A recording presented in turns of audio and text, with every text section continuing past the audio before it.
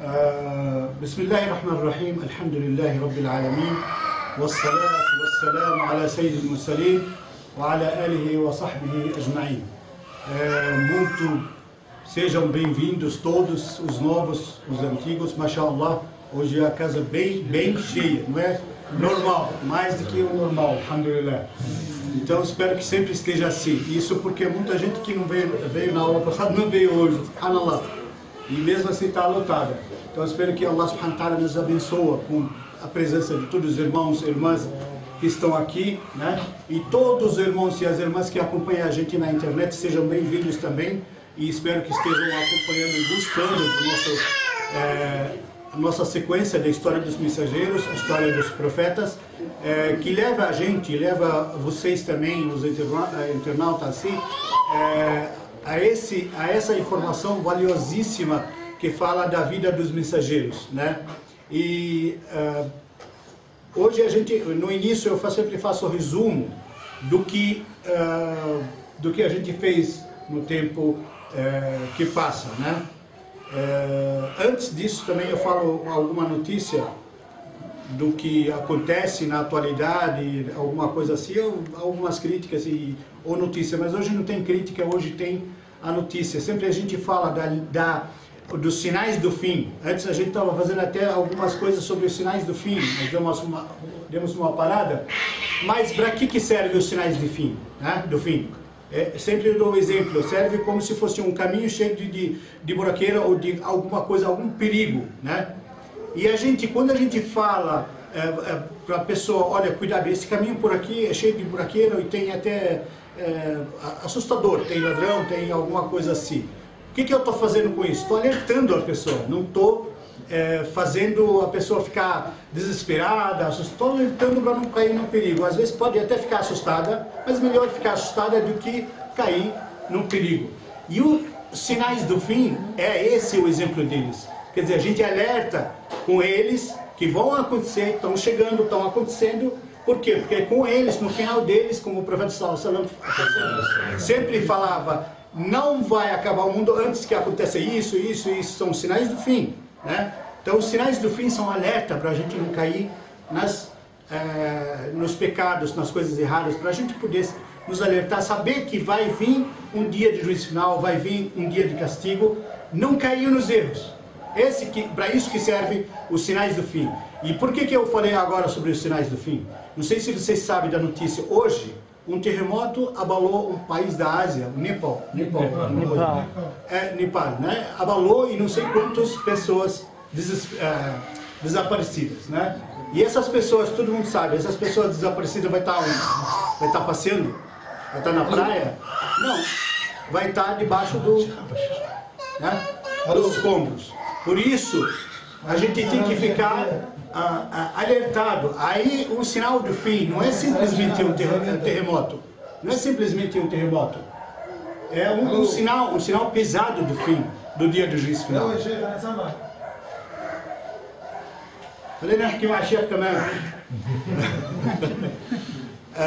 Então o sinal do fim, né, que está acontecendo agora. E outro sinal do fim que é ainda mais forte e mais perigoso.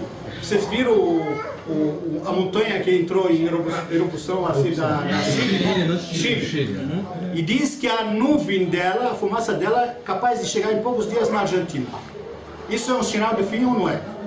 Né? A gente fala a época dos profetas, acontecia sinal, acontecia milagres, né? E esses milagres que a gente está vendo hoje, está vivendo um atrás do outro. Isso não é sinal do fim? É sinais do fim, isso alerta, isso está mostrando para você, cuidado, o fim está chegando. Como se fosse assim, o sinal, cuidado, o sinal está chegando. O final do mundo, né? E o que é depois do final do mundo? É a vida verdadeira. Ou é sucesso, ou é tragédia, que é o inferno, né? Então, para isso que a gente tenta sempre alertar, vamos acordar, vamos nos ligar a Allah subhanahu wa ta'ala com as nossas orações, com as nossas dhikr, né? Que Allah subhanahu wa ta'ala exige da gente para que a gente possa encontrar. Allah tão misericordioso, que Ele sempre está nos mostrando os caminhos, nos mostrando alertas. Ele podia deixar assim para acontecer de surpresa, né? Esses sinais do fim, ele é misericórdia para a gente acordar, para a gente perceber o que está para acontecer na nossa frente aí.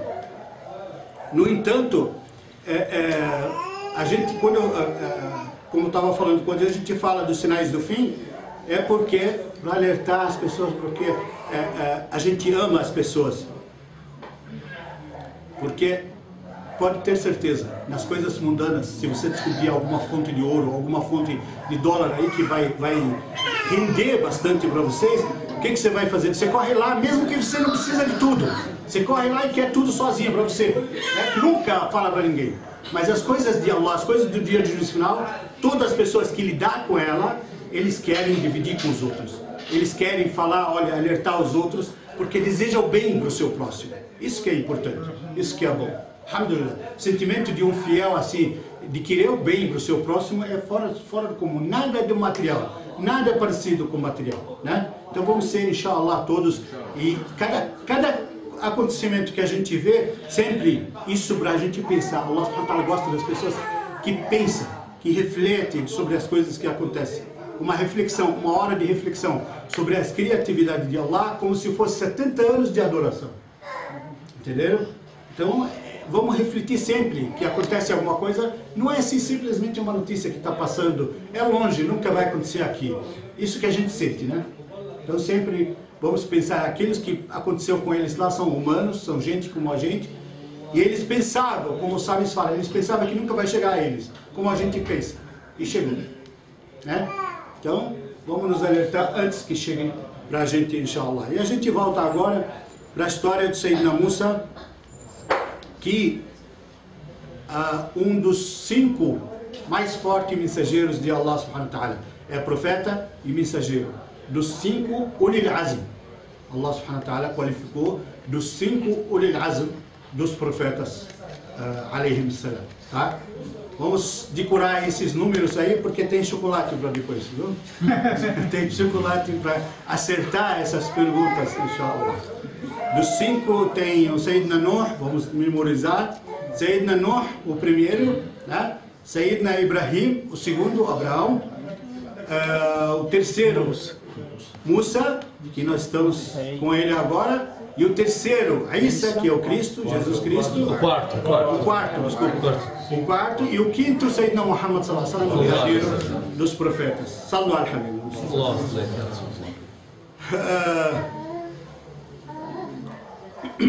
Depois que o Sayyidina Musa alayhi salam passou tanto sofrimento com o povo de Israel, passou tanto, judiaram tanto dele, e tantos pecados que eles cometeram, tanta coisa que eles judiavam, eles viam os milagres, a gente está falando do milagre agora, eles viam os milagres na frente deles e pecavam, né? Eles acabaram de sair da água, quando atravessaram a água, né? Saíram, eles queriam adorar alguém de estátua, assim, porque eles viram um povo adorando estátua, eles queriam fazer estátua. Tanto é que se arrependeram depois disso, depois voltaram, pecaram. Quando o Sayyidina Musa largou eles e foi receber as mensagens de Allah subhanahu wa ta'ala, voltaram a pecar também, todos eles, né? E voltar, e na ausência dele eles fizeram o bezerro de ouro para eles poderem adorar, né? Ele voltou também nervoso. Eu escutei uma história absurda de uma das crenças, não vamos dizer igreja, uma das crenças por aí, acusando o Sayyidina Musa que o povo do Israel ficou 40 anos perdido no deserto por causa da falha dele, porque ele veio nervoso. Porque quando ele chegou, disse que bateu na pedra nervoso, subhanallah. Eles fizeram o pecado e jogaram em cima do Sayyidina Musa, né? O pecado é deles, não é dele. De tanto que eles fizeram pecados, eles ficaram no deserto. E a gente vai falar essa parte do pecado hoje, na nossa aula de hoje, inshallah. Depois de tanta coisa assim, Allah subhanahu wa ta'ala falou para o Sayyidina Musa assim, alguns falaram assim, vamos nos arrepender, depois do bezerro, depois de tanta coisa, vamos nos arrepender, pede para Allah subhanahu wa ta'ala, pede para o seu Deus nos ajudar para nos arrepender. Aí ele falou, tudo bem, ele fez súplica para Allah subhanahu wa ta'ala, Allah subhanahu wa ta'ala falou para ele, a condição para eles se arrepender, todos eles, aquele que quer se arrepender agora, para ser aceito o arrependimento dele, ele tem que se matar. Com as próprias mãos, tem que se matar. Isso é a condição de Allah para se arrepender. ele se matar, acabou, não tem mais castigo lá no dia do juízo final, ele vai ser livre. E eles que cometeram tantos pecados, que falharam tanto na adoração, eles vão se matar? E sendo que o povo que está no Corão disse assim, o povo que mais gosta da vida, eles gostam da vida, não importa, velho, novo, não importa que tipo de vida que se oferece para eles, eles gostam da vida, gostam de sobreviver. Né? Pode ser humilhado, mas não importa, é importante estar vivo.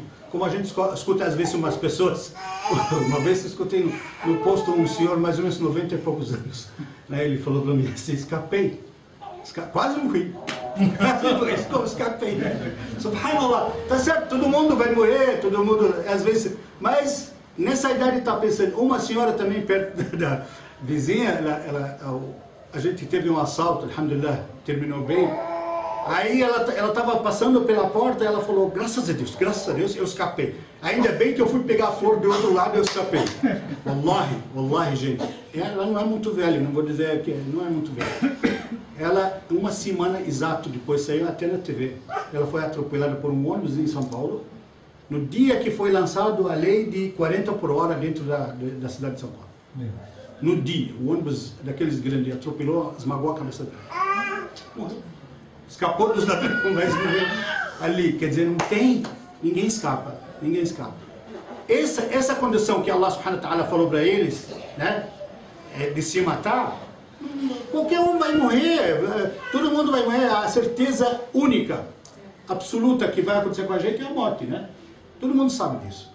Então, mesmo assim, pouquíssimas pessoas, dizem que algumas pessoas, coisa de menos de 10 pessoas que aceitaram essa condição para se arrepender e se matam. E Allah perdoou. Allah subhanahu wa ta'ala falou para o Sayyidina, porque ele falava diretamente com o Sayyidina Musa, não precisava mensageiro. Perdoou eles, esses que morreram. O resto, nenhum. Continuaram do mesmo jeito, pecando, desafiando, se arrependendo, pecando, desafiando, se arrependendo, direto, pecado atrás de outro. Aí, tudo bem. Sayyidina Musa decidiu levar eles até a fronteira. Aonde é a fronteira? Aonde é a terra prometida, né? Afinal de contas, eles saíram do Egito para ir na terra prometida, né?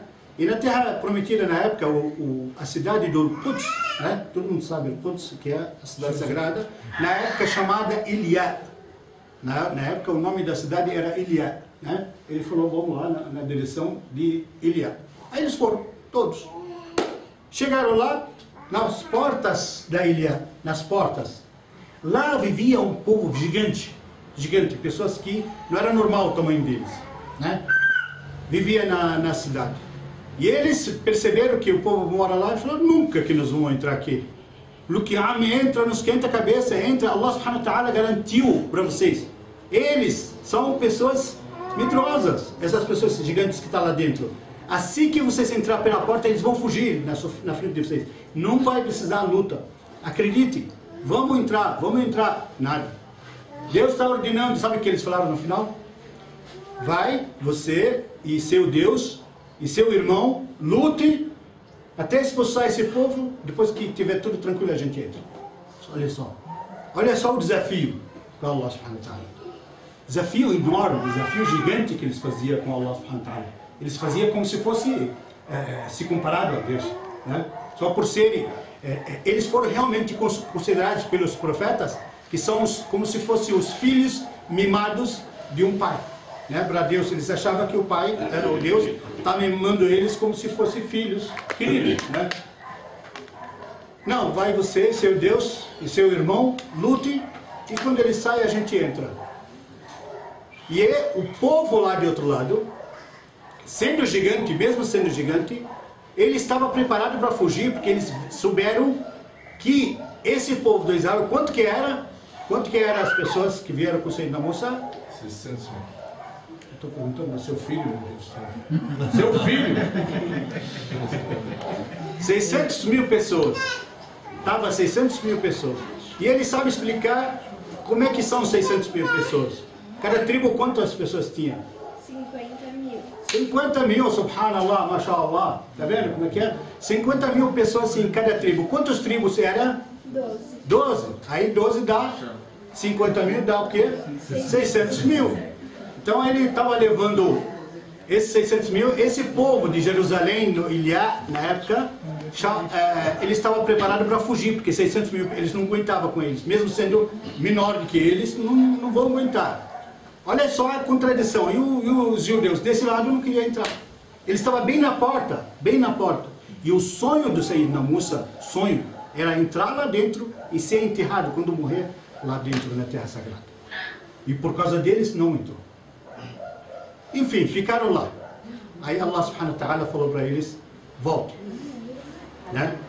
Volte da porta, não fica na porta. Volte para uma terra onde vocês vão poder sobreviver normal no deserto. Só que assim, por causa desse pecado, Deus falou para eles assim, serão amaldiçoados e perdidos no meio do deserto, nunca vão se achar durante 40 anos, certo? Alguém sabe me falar por que os 40 anos? Sim. Até terminar a geração deles e virar outra geração. Exatamente. Até mudar de geração. Exatamente. Até terminar a geração, aquela geração, acabar de vez mesmo. Por que até acabar aquela geração? Por que Allah subhanahu wa ta'ala continua essa condenação? A Terra Sagrada era muito valiosa para todos eles. E não é só para Sayyidina Musa, para todos eles. Mas eles foram condenados a essa condição porque a Terra Sagrada era muito valiosíssima, muito gostosa de viver nela, muito boa. Até hoje é muito gostosa. Né? Eles não mereciam, por isso que Allah castigou. Já que não queriam entrar desse jeito, não merecia entrar e viver naquela terra, já que vocês não quiseram. Né? Pelo menos sacrificar um pouco. Entrar um pouco, não quiseram. Aí Allah subhanahu wa ta'ala ordenou que se perdem no deserto. Dizem que eles rodavam com guias do deserto, guias que sabem tudo do deserto, sabia tudo. Eu liguei o aparelho e não liguei para gravar. Valeu. Já é. Esses guias deles sabem tudo do deserto. Mesmo assim, andava na frente deles. Rodava dias, não é um dia. Dias, vários dias eles rodavam. Aí quando eles iam ver, eles viam os sinais deles. Os sinais deles, as pisadas deles. Quer dizer, eles estavam circulando no mesmo lugar. Se perdia, achava que vão se achar. Estava lá no mesmo lugar. Perdidos. Todos os guias. Aí vinha outro guia. Deixa comigo. Eu faço. Eu consigo. Mesma coisa. Rodava. Chegaram o máximo assim por muitos dias, cansaram muito, acabou o estoque de comida, acabou a água que eles tinham. Aí eles começaram a reclamar, pediram para o Sayyidina Musa. Ainda mesmo assim eles são cara de pau. São cara de pau. Mesmo assim eles pediam e eles falavam assim. Lembra das outras vezes que eu falava para vocês que nunca falaram fala para o nosso Allah, eles sempre falavam fala para o seu Deus. Sempre. Quer dizer, não reconhece. Quando eu falo assim, o seu Deus significa o quê? Que eu não reconheço. Né? Aí eles falavam, fala do seu Deus, a gente já está cansado, sem comida, sem água, precisamos comer, precisamos de água. Aí Allah subhanahu wa ta'ala ordenou Sayyidina Musa que batesse com o cajado dele na pedra. Da pedra saiu 12 fontes de água. Por que 12 fontes de água? Para cada tribo não se meter, não ter briga, não ter problema, porque cada tribo, e até hoje, eles se consideram, eles se tratam com esses tribos. E esses tribos são os descendentes do Sayyidina Yaqub, o pai do Yusuf. Né? São os 12 homens e os 10 deles que é... Enfim, Jacob. Enfim, aí o Sayyidina Musa bateu cada pedra assim pequenininha, incrível, um milagre atrás do outro. Esse milagre ainda é fortíssimo, muito forte, muito bom. Batia na pedra, saía água. Uma pedra pequena, parece como é que chama o fonte? Chalé? Cascata. Cachoeira. Descia água, muita água para todos eles. Adivinha o milagre maior qual? Porque eles estavam perdidos, né? Rodavam. Quando eles saíam daquele lugar para ir para outro lugar, eles carregavam a pedra, levantavam do chão e paravam. Allah. Não é gigante esse milagre? Qualquer um se entregava para Allah subhanahu wa ta'ala com esse milagre. Carregava a pedra e quando chegava num lugar para descansar, colocava a pedra jorrava água 24 horas. Subhanallah. Cada tribo tinha a sua pedra. Né? E aí eles começaram a reclamar da comida. Todo lugar que eles paravam, por causa que eles queriam comida, diz que vinha al-mannu was-salwa, do paraíso. A alimentação vinha do paraíso deles. A comida era pássaros. Era pássaros do paraíso. Alguns historiadores falavam que ele vinha pronto para ser assado. Outros falavam que vinha assado. Ele voava, quando chegava assado, prontinho para eles comerem. Do paraíso, alimento do paraíso, não tem coisa mais gostosa, né? Aí vinha a comida praticamente pronta, né? Aí, o man líquido, né? O man, dizem que um líquido que descia sobre as árvores e eles pegavam, é como se fosse mel. Como se fosse mel. A salwa é a carne. E o man é o líquido, que vem também do paraíso. É coisa deliciosa. Dizem que misturava com leite, misturava... Tudo que eles misturavam ficava gostoso, ficava muito delicioso. Enfim, nessa perdição, e tem mais um milagre que andava com eles. Né? Outro milagre maior, eles falavam para vocês, na moça, a gente assou, que eles são todos brancos, o povo de Israel é todo branco. A gente assou do deserto. Deserto, quente, muito forte. Eles estudavam sem parar durante o dia. A gente assou, não está aguentando mais. Pede para seu Deus alguma solução, né? Aí ele pediu, levantou as mãos, pediu para Allah subhanahu wa ta'ala, e Allah subhanahu wa ta'ala dedicou uma nuvem que acompanhasse eles aonde eles andassem. Olha só cada milagre. Olha só cada milagre. Se a gente fizesse um favor para uma pessoa e a pessoa falar, fizer alguma coisa, ou até sequer não agradecer, ou fazer alguma coisa na casa, o que a gente fala? Cuspiu no prato que comeu. Esse não merecia, esse não sei o que, esse não sei o que. Só que Allah subhanahu wa ta'ala tão generoso que não falava assim não.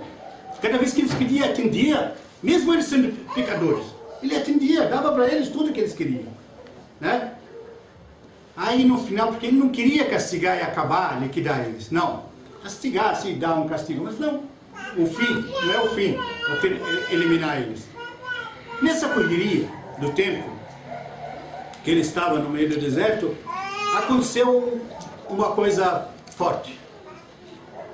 Acordaram de manhã num dia, eles viram um senhor muito rico, esticado lá, morto. Aí eles falaram assim pro Sayyidina Musa, chegaram, né, com o corpo, fulano rico e conhecido por ser importante, por ser não sei o quê, amanhecemos e ele estava morto, assassinado, estava com marcas aqui. Vê aí quem matou ele para a gente descobrir. Aí ele fez as orações dele, né, fez pedido para Allah subhanahu wa ta'ala. Aí Allah subhanahu wa ta'ala falou para eles, fala para eles matar uma vaca. Uma vaca, um animal, vaca assim, e tirasse a carne de primeira ou de segunda, não sei qual pediu, e que batesse, depois de limpar ela, batesse no morto, assim, passar em cima dele, ele vai voltar vivo e ele vai falar que matou ele. Olha só, eles viviam diariamente milagres, e em contrapartida diariamente cometia pecado, diariamente. Aí, Sayyidina Musa falou para eles, Allah subhanahu wa ta'ala está falando para vocês, matar uma vaca, né? Não importa, uma vaca. Aí eles falaram, que vaca? Você está tirando sarro da nossa cara? Você está falando besteira, está tirando sarro da nossa cara? Aí ele falou, eu vou tirar sarro da cara de vocês, vou mentir do Criador, que Allah subhanahu wa ta'ala falou. Ele ordenou, eu vou mentir sobre ele, eu vou falar coisas que ele não falou, nunca. Ele falou para vocês matar a vaca, fazer isso.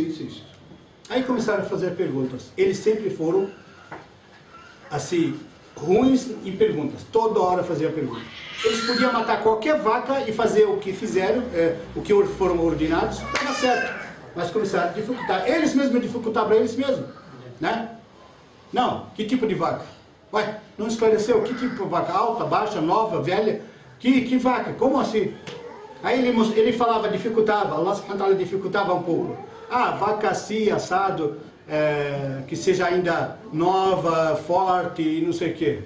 Ah, fala para o seu Deus falar que tipo de vaca, que as vacas ficaram todas semelhantes para nós. Mentira, eles não foram nem ver.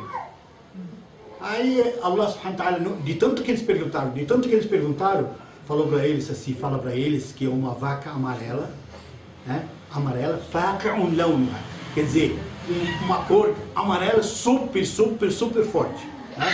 E onde vão achar amarela forte? Não tem, não existe, né? De tanto que eles fizeram pergunta para judia, eles dificultavam as coisas para eles mesmos. Subhanallah, subhanallah. Aí assim, se contentaram. Quando eles viram a dificuldade ficou muito grande, ficaram quietinhos e foram procurar a vaca. Porque assim, se perguntar mais, vai ser pior, vai dificultar mais ainda, né?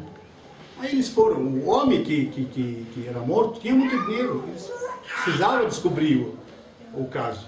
Foram procurar a vaca. Andaram, até que chegaram num lugar bem longe e viram a vaca de longe, lá no pasto. E adivinha a vaca para quem? Olha só o destino de Allah subhanahu wa ta'ala. A vaca era de um órfão, que o pai dele deixou uma única herança, essa vaca, que era pequena, e foi crescendo. Allah subhanahu wa ta'ala fez ela ficar amarela, fez tudo certinho como ele pediu para eles. E era gigante. E um menino super inteligente. Falaram para a mãe dele, né, para vender ele, porque era jovem, ela falou, não, é a herança dele. Não podemos fazer nada, é a herança dele. Se ele decidir, ele que sabe. Aí foram negociar com ele, ele falou, não. Ele viu que ele estava interessado, e era criança. Ele falou, não. Como não? Você não precisa, não quer vender? Não, a herança do meu pai, não vou vender, não. Não, a gente paga o quanto você quiser, não sei o quê, faz isso, faz... Tanto insistiram, ele falou, vai. Vou quebrar o galho de vocês. Vou quebrar o galho de vocês. Eles falaram, tá bom, que preço? Ele falou, o preço vai ser salgadinho. E o judeu, bem miserável. Nunca que eles vão aceitar. O que ele exigiu? Adivinha? Ele falou, vocês vão matar a vaca, tirar toda a carne dela, limpar a pele dela bem limpinha, era bem grande, e fechar de novo como era a pele dela, e encher todinha de ouro. Esse é o preço dela. Eles pagaram? Eles pagaram. Que foram ordenados, eles pagaram, porque o homem é rico também.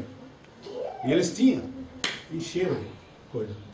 Enriqueceu o menino até os filhos dele, até a próxima geração, né? Subhanallah, como Allah subhanahu wa ta'ala destina, né, as coisas.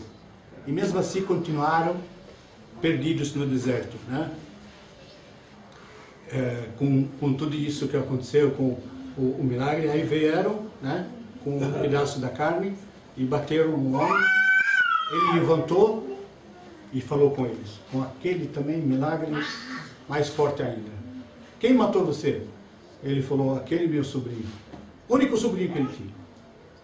Olha só quem tem dinheiro como traz as desgraças sobre a sua cabeça.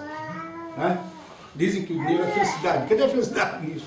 Ninguém vive sossegado. Quantos casos aí que a gente vê? Filha matou os pais, filho matou os pais por causa da herança, madrasta, sei lá o que.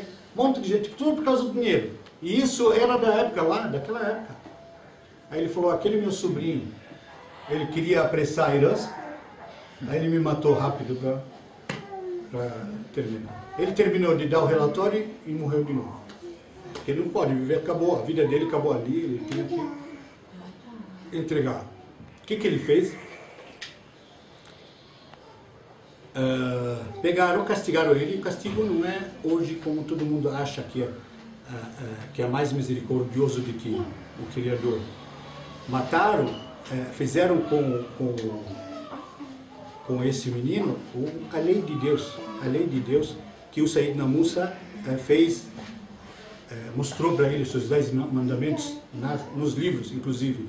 Chamou todos eles, mostrou aquelas tábuas que ele trouxe de Allah subhanahu wa ta'ala e falou para eles,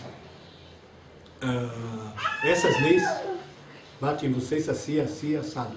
E uma delas, dente por dente e olho por olho.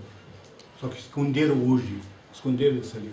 Hoje todo mundo fala, não, você não é Deus para matar, quer dizer, são mais misericordiosos do que Deus. Deus fez essa lei, porque com castigo, no Corão está escrito isso. ولكم بالقصاص حياة ولكم في القصاص في القصاص حياة يا أولي الألباب. Quer dizer, no castigo terão vida. no castigo. Quando você aplica o castigo em outros, você vai ter a vida tranquila, porque você não vai ter problema. É isso que é importante, isso que é o segredo nas coisas, né? Não pode achar que você é mais misericordioso e falar, não, eu não sou Deus para matar. Não, existe justiça. Deus fez a justiça aqui na terra para ser aplicada. E veio com todos os profetas de Deus.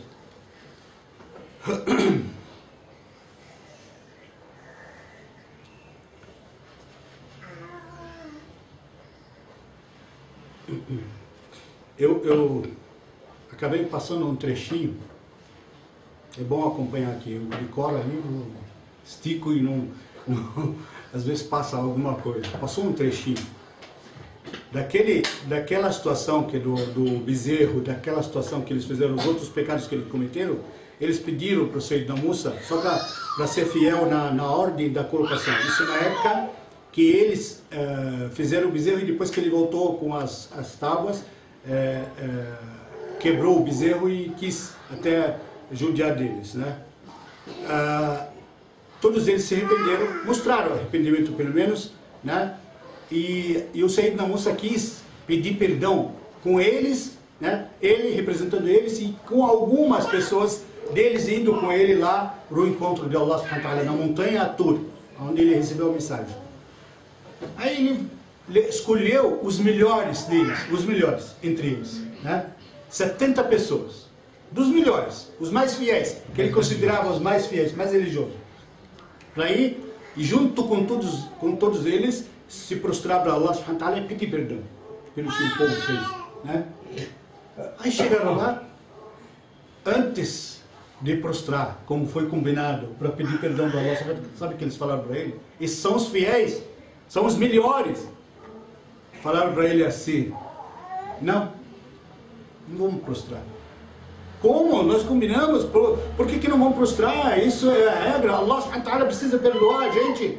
Eles falaram: não vamos prostrar, não. Antes de ver Deus pessoalmente. Subhanallah. Querem ver Deus? Ele explicou a história que aconteceu com ele, quando Deus se aproximou, só se aproximou, nem apareceu nada dele, só se aproximou, a montanha estourou, o Sayyidina Musa caiu quase morto. Explicou tudo isso para eles, mesmo assim eles queriam ver Deus. Vocês não vão aguentar ver Deus. Acreditem, não vão aguentar. Eu tentei, antes de você, não queremos ver Deus. Aí Allah subhanahu wa ta'ala se irritou tanto, e veio um castigo sobre eles, um vento assim, e não deixou nenhum vivo, morreram todos, aqueles 70, na montanha. Aí Sayyidina Musa ficou vivo, ficou olhando e falou: Ya Rab, né?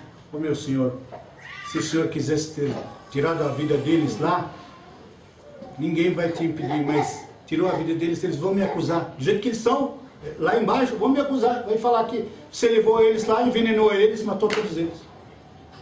Subhanaka ya Rab, louvado seja, dá a vida para eles de novo. Subhanallah, Sayyidina Musa tinha uma súplica direta atendida, né? Aí deu a vida para eles de novo e voltaram, né? Na hora que eles voltaram, e o povo ainda mesmo assim não acreditando e tudo, sabe que para eles dar assim, quando ele mostrou as tábuas, para eles dar assim, a promessa que eles vão acreditar, que vão se arrepender, que não vão mais pecar, eles não estavam se convencendo com todos aqueles milagres. Como eu falei, eles se tornaram como se fosse filho mimado, né? Aí Allah subhanahu wa ta'ala, de tanta ira assim, fez com que a montanha do Tur, a montanha de onde Sayyidina Musa subiu lá no deserto do Siná, levantasse do lugar dela e fosse até em cima deles, em cima de todo o povo. Aí eles desesperados: o que é isso? Aí ele falou, Sayyidina Musa, com toda a tranquilidade do mundo, ele falou: essa vai esmagar todos vocês, e uma vez só vai descer. Agora vocês têm que se arrepender, agora, só assim, só na ameaça. Uma outra história com o Sayyidina Musa, né? Um encanto, muito tempo parado, muito tempo sem nada, ele quis renovar, ele era muito curioso, era um mensageiro muito curioso e muito se buscava conhecimento, né? Ele queria sempre o conhecimento, sempre mais, mesmo sabendo que o povo não acredita. No fim, quando ele estava na porta de Ilha, ele falava: Rabbi, la amliku illa nafsi wa akhi, né? Meu Senhor, eu só tenho no meu poder a mim a minha alma e o do meu irmão, só. Praticamente não tem mais ninguém. Ninguém, porque 2 pessoas só que ficaram no fim. Alguns sábios falam, não, 2 pessoas do povo de Israel, mas não é. Era ele e o irmão dele, só. Que tinha praticamente no final da fé dessa história, né?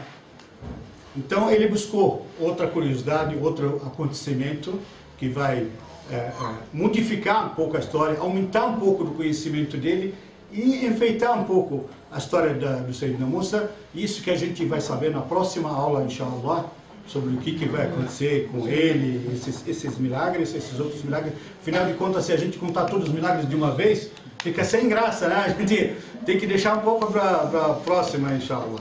Então, barakallahu fikum, quero ver quem decorou bem agora os dados, né, que nós vamos fazer perguntas dessa aula e da outra aula, inshallah.